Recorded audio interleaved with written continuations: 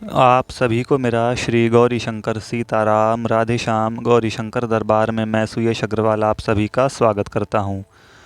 तो देखो भाई, जो लोग भगवान की भक्ति करते हैं, भगवान का भजन करते हैं, जो साधक हैं, भक्त हैं, उनमें एक विषय को लेकर के थोड़ी कन्फ्यूजन सी रहती है।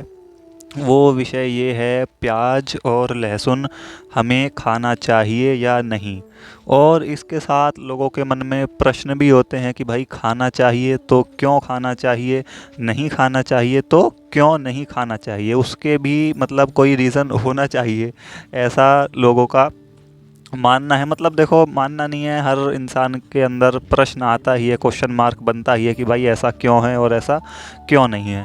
तो काफ़ी टाइम से मैं इस विषय पर थोड़ी जानकारी जुटा रहा था। मेरे से भी काफ़ी लोग पूछते हैं, मैसेज करते हैं और मिलते हैं तो भी काफ़ी जने पूछते हैं कि भैया प्याज और लहसुन का ये क्या सिस्टम है, मतलब क्या गेम है, हमें खाना चाहिए या नहीं खाना चाहिए। तो बहुत सारी चीज़ें पता चली इस वीडियो में मैंने बनाई हैं, तो आप केवल एंड तक ध्यान से सुनना। इस विषय को लेकर के, इस टॉपिक को लेकर के बिल्कुल आपका माइंड क्लियर हो जाएगा और पता चल जाएगा कि खाना चाहिए तो क्यों खाना चाहिए और नहीं खाना चाहिए तो क्यों नहीं खाना चाहिए।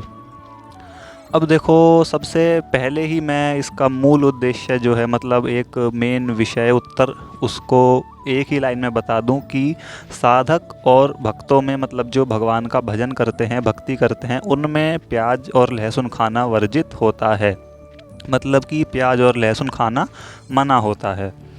अब देखो, अब ये मेरा एक निजी अनुभव है, मैं एक अपने पर्सनल एक्सपीरियंस से और अपने मन की कुछ बात कहना चाहूँ तो वो ये होगी कि जो व्यक्ति, जो मनुष्य भगवान की तरफ सच्चाई से चलता है, जो यदि भजन कोई ईमानदारी से, अपने पूरे मन से, हृदय से, आत्मा से भगवान के चरणों का जो आश्रय ले रहा है, उनके नाम का जप कर रहा है, भजन कर रहा है, तो चाहे वो खाता हो, लेकिन कुछ समय बाद, ये आप चाहे तो करके देखना, अनुभव की बात कह रहा हूँ मैं, ऐसा नहीं है कि मैंने कहीं सुनी है या पढ़ी है या देखी है, मेरे साथ खुद के साथ ऐसा हुआ है, मेरा निजी अनुभव है।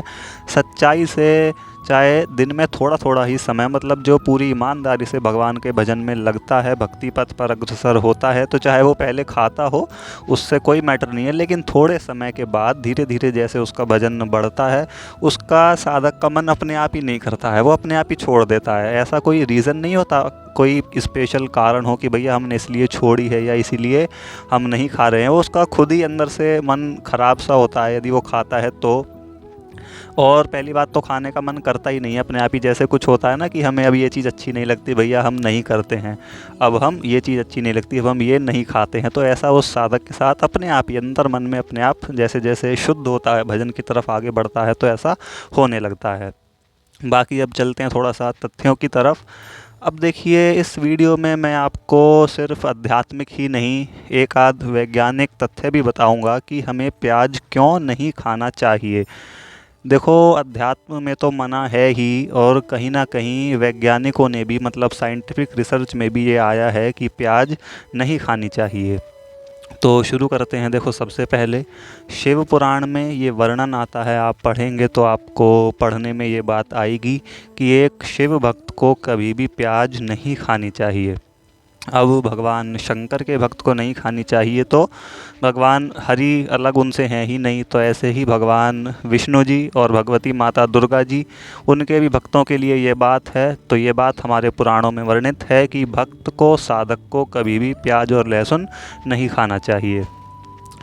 अब दूसरी बात पे चलते हैं। देखो, हमारे पुराणों में ये वर्णन आता है कि कोई व्यक्ति यदि प्याज और लहसुन खाता है तो उसका प्रभाव उसके शरीर में अगले 27 दिनों तक रहता है। मतलब क्या हुआ कि यदि हम प्याज और लहसुन आज से छोड़ना चाहें, या मतलब हम आज से नहीं खा रहे हैं, तो वो माना जाएगा आज से 28वें दिन के बाद से, क्योंकि 27 दिन तक जो हमने कल तक प्याज लहसुन खाया है यदि, तो उसका प्रभाव हमारे शरीर में रहता है। तो हमारे पुराणों में ये बात वर्णन में आई है कि प्याज और लहसुन के सेवन के बाद व्यक्ति के शरीर में 27 दिन तक उसका प्रभाव रहता है, और यदि उन दिनों में वो उस व्यक्ति की मृत्यु हो जाए तो वो नरकगामी होता है। ऐसा वर्णन हमारे शास्त्रों में, पुराणों में आया है। और तीसरी बात, हम इसी बात से अंदाज़ा लगा सकते हैं कि प्याज और लहसुन निषिद्ध वस्तुएं हैं, दूषित वस्तु हैं, इसी बात से कि देखो हमारे सनातन धर्म के जितने भी व्रत उपवास त्यौहार पड़ते हैं, होली, दीपावली, रक्षाबंधन, नवरात्रि, शिवरात्रि, जन्माष्टमी और कुछ भी मान लो, जो उन सभी उपवास हो, जो उन सभी त्यौहार हो, उनमें प्याज लहसुन से पका हुआ खाना, मतलब खाने में प्याज लहसुन डली हुई नहीं बनती है। इन सब त्योहारों में, व्रतों में, उपवासों में प्याज लहसुन निषिद्ध है। तो इससे भी हम कह सकते हैं, मतलब कह सकते हैं, कह ही रहे हैं और ये बात सत्य ही है कि प्याज और लहसुन दूषित वस्तुएं हैं। अब ये तो हो गई एक तरीके से आध्यात्मिक वार्ता। अब देखो एक वैज्ञानिक तथ्य भी ये निकल कर के आया है, आप सर्च करोगे तो आपको पता चल जाएगा कि वैज्ञानिकों ने ये पता लगाया है जो व्यक्ति प्याज और लहसुन खाता है उसकी तुरंत निर्णय लेने वाली जो क्षमता है वो प्रभावित होती है। और तुरंत निर्णय कौन लेती है? बुद्धि। तो मूल निष्कर्ष जो इसका फाइनल समरी निकल कर के आई है प्याज और लहसुन खाने वालों के लिए कि भैया बुद्धि प्रभावित होती है। तो इसीलिए क्या होता है, आप पता करोगे तो उसको आपको पता चलेगा, शायद इसको तुरंत निर्णय वाली जो क्षमता होती है, इसको इंग्लिश में कहते हैं रिफ्लेक्सिव एबिलिटी। तो जो प्याज और लहसुन खाते हैं उन व्यक्तियों की यह जो एबिलिटी होती है तुरंत निर्णय देने की, तुरंत निर्णय लेने की जो क्षमता होती है वो प्रभावित होती है। तो इसीलिए जो पायलट्स होते हैं, जहाज़ उड़ाने वाले और जो शिप्स चलाने वाले बड़ी बड़ी, उनको क्या होता है कि 3 दिन पहले तक जब उनकी ड्यूटी होती है, मतलब जो उनका काम है कि अब तुम्हें ये फ़्लाइट उड़ानी है, अब तुम्हें ये वाला जहाज़ चलाना है, उनके खाने में 3 दिन पहले तक प्याज का सेवन बंद कर दिया जाता है, जिससे कि उनकी बुद्धि सही काम करे। तो कहीं ना कहीं वैज्ञानिकों ने भी ये निष्कर्ष निकाल करके दिया है प्याज और लहसुन से संबंधित कि भैया खाने वालों में बुद्धि सही ढंग से काम नहीं करती है, बुद्धि प्रभावित होती है। अब देखिए जो प्याज और लहसुन से संबंधित बड़ी प्रचलित कथा है, कथा ही नहीं है सिर्फ, ये एक सत्य भी है कि जब समुद्र मंथन के दौरान भगवान ने मोहिनी अवतार ग्रहण किया था, मोहिनी अवतार धरा था, भगवान अमृत बांट रहे थे, तो उन्हीं देवताओं की कतार में एक राक्षस आकर के बैठ गया था, देवता का रूप बना करके भगवान ने उसको भी अमृत दे दिया था। और इतने में उन्हें पता चल गई थी तो उन्होंने चक्र से उस राक्षस को बीच में से काट दिया था, सिर अलग और धड़ अलग। तो जो सिर था वो राहु कहलाया और जो धड़ है वो केतु कहलाया। अब जो अमृत तो चूँकि उसके मुंह में जा ही चुका था, तो जो सिर कटा उसमें से अमृत की 2 बूंदें छलक करके पृथ्वी पर गिरी और वही 2 बूंदें प्याज और लहसुन बनी।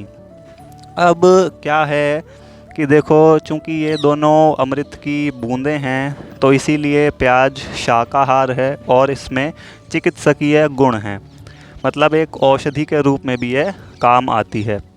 और ये तो अमृत की बूंदें हैं इसीलिए ऐसा है, और लेकिन ये राक्षस से के मुंह से गिरी हैं इसीलिए इनमें तेज गंध है और ये अपवित्र हैं। और इसी कारण से भगवान के किसी भी भोग में, किसी भी मंदिर में, किसी भी व्रत में, किसी भी उपवास में, किसी भी त्यौहार में प्याज और लहसुन का बनाना निषिद्ध है और खाना भी निषेध ही है, भोग में नहीं लगती है कहीं पर भी। तो देखो भाई, अब निष्कर्ष यही निकला कि जब ऐसा है तो नहीं खानी चाहिए। अब इसमें खानी क्यों चाहिए, उसका रीज़न ये निकल कर के आता है कि भाई देखो जब मांसाहार है नहीं, और सच में ऐसी बात नहीं है कि हमने खा ली तो बहुत बड़ा महापाप कर दिया या हमने मांसाहार कर लिया या ये हो गया वो हो गया, ऐसा कुछ नहीं है। शाकाहार है और इसमें चिकित्सकीय गुण भी हैं, यानी कि काफ़ी बीमारियों में ये कामगर होती है। लेकिन अब देखो जो प्याज लहसुन खाता है उसका शरीर फिर राक्षसों की तरह हो जाता है, मजबूत और एकदम सुदृढ़ शक्तिशाली। लेकिन अब जब देखो शरीर वैसा होगा राक्षसों के जैसा, तो भाई अंदर के विचार, मन, हमारी आत्मा, हमारा हृदय वो भी तो वैसा ही होगा राक्षसों के जैसा, यानी कि गंदे विचारों वाला, अपवित्र और अशुद्ध मन हो जाता है।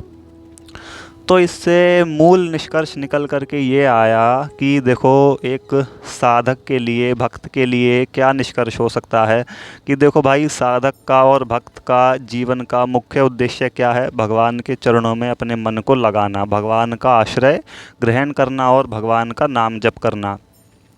अब हम प्याज और लहसुन खाएं तो उससे कोई देखो आपत्ति तो है नहीं, मतलब ऐसा कोई नुकसान नहीं है, लेकिन हमारे मन को बहुत ज़्यादा असर करती है, हमारी बुद्धि को बहुत ज़्यादा प्रभावित करती है, जो कि वैज्ञानिकी तथ्यों से भी प्रमाणित हो चुका है।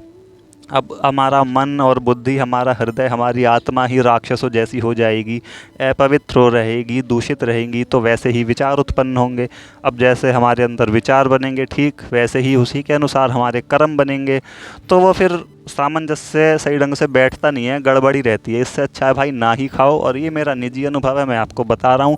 आप पहले खाओ और फिर खा करके भजन करो, फिर उसमें अपना मन देखना कैसा लगता है। और फिर प्याज को छोड़ करके देखो, ऐसा नहीं कि हमेशा के लिए छोड़ दो, कुछ टाइम के लिए छोड़ करके देखो और फिर भगवान का भजन करो, तो देखना मन कैसा लगता है। फिर ऐसा होगा कि आप खुद ही नहीं खाओगे।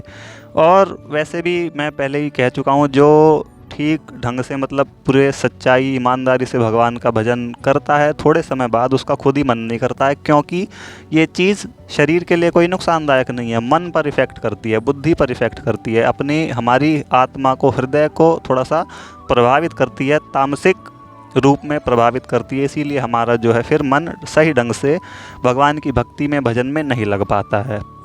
तो इसीलिए साधकों में और भक्तों में प्याज खाना वर्जित है, प्याज खाना मना है, कि हमारा फिर मन जो है वो दूषित होता है और भगवान के चरणों में सही ढंग से नहीं लगता है। मूल कारण इसका ये है कि प्याज और लहसुन भक्तों में वर्जित क्यों है। तो वो इसीलिए है कि मन पर असर करती है, बुद्धि उससे प्रभावित होती है, तामसिक रूप में प्रभावित होती है। तो मुख्य कारण यही है। मुझे उम्मीद है कि मैं सही ढंग से इसको समझा पाया हूँगा या नहीं, पता नहीं। अब जैसा भी है आपको समझ में आ गया होगा। तो वीडियो अच्छी लगी हो तो और लोगों को भी भेजें। फिर मिलते हैं ऐसे ही किसी विषय के साथ। सभी को श्री गौरी शंकर सीताराम, राधे श्याम।